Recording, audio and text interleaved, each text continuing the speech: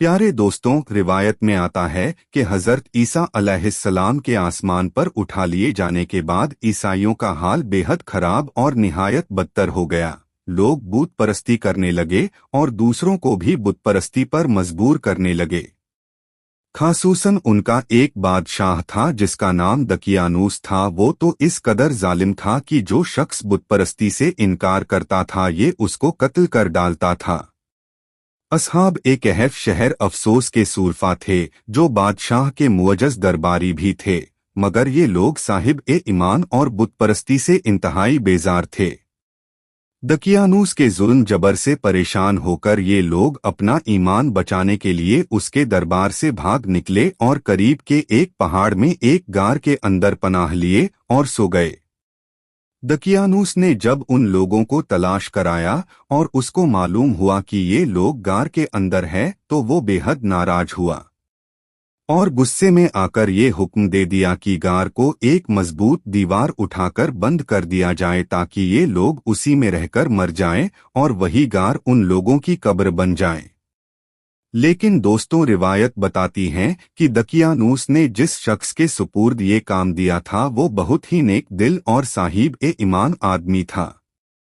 उसने असहाब ए कहफ के नाम, उनकी तादाद और उनका पूरा वाकया एक तख्ती पर कुंदा करके तांबे के संदूक के अंदर रखकर दीवार की बुनियाद में रख दिया और इस तरह की एक तख्ती शाही खजाने में भी महफूज करा दी।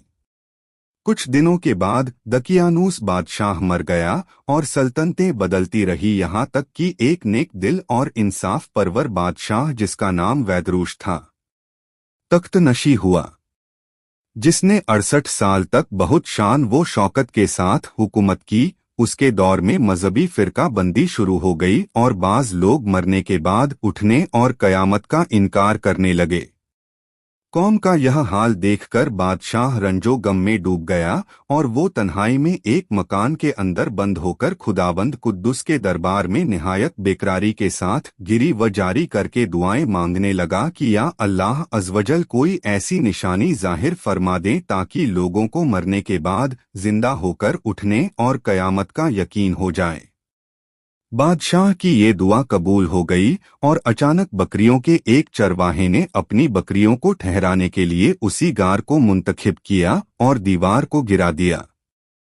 दीवार गिरते ही लोगों पर ऐसी हैबत वो दहशत सवार हो गई कि दीवार गिराने वाले कांपते हुए वहां से भाग गए और असहाब ए कहफ अल्लाह के हुक्म से अपनी नींद से बेदार होकर उठ बैठे और एक दूसरे से सलामो कलाम में मशगूल हो गए और नमाज भी अदा कर ली।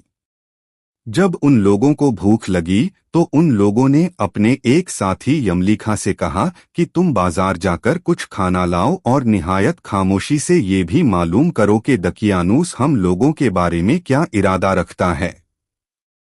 यमलीखा गार से निकलकर बाजार गए और यह देखकर हैरान रह गए कि शहर में हर तरफ दिन ए ईशवी का चर्चा है और लोग एलानिया हजरत ईसा अलैहिस्सलाम का कलमा पढ़ रहे हैं। यमलीखा ये मंजर देखकर हैरतज़दा हो गए कि इलाही ये माजरा क्या है। इस शहर में तो ईमान का नाम लेना भी जुर्म था, आज ये इनकलाब कहाँ से और क्यों कर आ गया। फिर ये एक नानबाई की दुकान पर खाना लेने गए और दकियानूसी जमाने का रुपया दुकानदार को दिया जिसका चलन बंद हो चुका था, बल्कि कोई इस सिक्के का देखने वाला भी बाकी नहीं रह गया था। दुकानदार को सुबह हुआ कि शायद उस शख्स को कोई पुराना खजाना मिल गया है। चुनाचे से दुकानदार ने उनको हुक्काम के सुपुर्द कर दिया और हुक्काम ने उनसे खजाने के बारे में पूछताछ शुरू कर दी और कहा कि बताओ खजाना कहाँ है। यमलीखा ने कहा कि कोई खजाना नहीं है, ये हमारा ही रुपया है। हुक्काम ने कहा कि हम किस तरह मान ले कि रुपया तुम्हारा है। ये सिक्का 300 वर्ष पुराना है और वर्षों गुजर गए कि सिक्के का चलन बंद हो गया और तुम अभी जवान हो, लिहाजा साफ साफ बताओ कि मसला हल हो जाए। यह सुनकर यमलीखा ने कहा कि तुम लोग ये बताओ कि दकियानूस बादशाह का क्या हाल है। हुक्काम ने कहा कि आज रुए जमीन पर उस नाम का कोई बादशाह नहीं है। हाँ, सैकड़ों बरस गुजरे इस नाम का एक बेईमान बादशाह गुजरा है जो बुत परस्त था। यमलीखा ने कहा कि अभी कल ही तो हम लोग उसके खौफ से अपने ईमान और जान को बचाकर भागे हैं। मेरे साथी करीब के एक गार में मौजूद है, तुम लोग मेरे साथ चलो, मैं तुम लोगों को उनसे मिला दूं। चुनाचे हुक्काम और उमायदीन ए शहर कसीर तादाद में उस गार के पास पहुंचे। असहाब ए कहफ यमलीखा के इंतजार में थे। जब उनकी वापसी में देर हुई तो उन लोगों ने ख्याल कर लिया कि शायद यमलीखा गिरफ्तार हो गए, और जब गार के मुंह पर बहुत से आदमियों का शोर गूंजा तो उन लोगों ने सुना तो समझ बैठे कि गालिबन दकियानूस की फौज हमारी गिरफ्तारी के लिए आ पहुंची है। तो ये लोग निहायत इखलास के साथ जिक्र ए इलाही और तौबा इस्तगफार में मशगूल हो गए। हुक्काम ने गार पर पहुंचकर ताबे का संदूक बरामद किया और उसके अंदर से तख्ती निकालकर पढ़ा तो उस तख्ती पर असहाब ए कहफ का नाम लिखा था, और ये भी तहरीर था कि एक मोमिनों की जमात अपने दिन की हिफाजत के लिए दकियानूस बादशाह के खौफ से इस गार में छुपी हुई है। तो दकियानूस ने खबर पाकर एक दीवार से उन लोगों को गार में बंद कर दिया है। हम ये हाल इसलिए लिखते हैं कि जब कभी भी ये गार खुले तो लोग असहाब ए कहफ के हाल पर मुतले हो जाएं। हुक्काम तख्ती की इबारत पढ़कर हैरान रह गए और उन लोगों ने अपने बादशाह बैदरूश को इस वाक़ये की इत्तेला दी।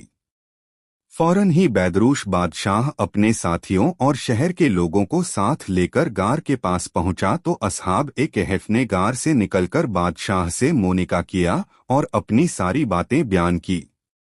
बैदरूश बादशाह सजदे में गिरकर खुदावंद कुद्दुस का शुक्र अदा करने लगा कि मेरी दुआ कबूल हो गई और अल्लाह ताला ने ऐसी निशानी जाहिर कर दी जिससे मौत के बाद जिंदा होकर उठने का हर शख्स को यकीन हो जाए। रिवायात में आता है कि असहाब ए कहफ बादशाह को दुआएं देने लगे कि अल्लाह तेरी बादशाही की हिफाजत फरमाए। अब हम तुम्हें अल्लाह के सुपुर्द करते हैं। फिर असहाब ए कहफ ने अस्सलाम अलैकुम कहा और गार के अंदर चले गए और सो गए, और उसी हालत में अल्लाह ताला ने उन लोगों को वफात दे दी। बादशाह बैदरूश ने साल की लकड़ी का संदूक बनवाकर असहाब ए कहफ के मुक़द्दस लाशों को उसमें रखवाया, और अल्लाह ताला ने असहाब ए कहफ का ऐसा रूप लोगों के दिलों में पैदा कर दिया कि किसी की यह मजाल नहीं कि गार के मुंह तक जा सके। इस तरह असहाब ए कहफ के लाशों की हिफाजत का अल्लाह ताला ने सामान कर दिया। फिर बैदरूश बादशाह ने गार के मुंह पर एक मस्जिद बनवा दी और सालाना एक दिन मुकर्रर कर दिया कि तमाम शहर वाले उस दिन ईद की तरह जियारत के लिए आया करें।